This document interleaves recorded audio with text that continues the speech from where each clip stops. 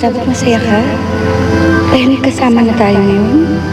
Inay, hindi po ako magiging lubos na masaya na nandito ka. Kasi alam ko po, malulungkot si Itay. Pero Dani, wala akong ibang pinagdasal kung hindi ang makasama ka. Kaya napakasaya ko ngayon. Magkasama na tayo muli. Nay, huwag mo sabihin yan.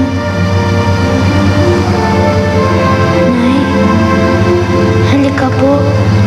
Sumama po kayo sa akin.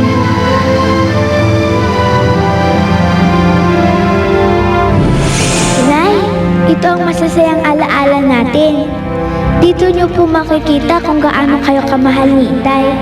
Maski nung nag-away kayo at nagkahiwalay, hinaharap pa rin niya kayo.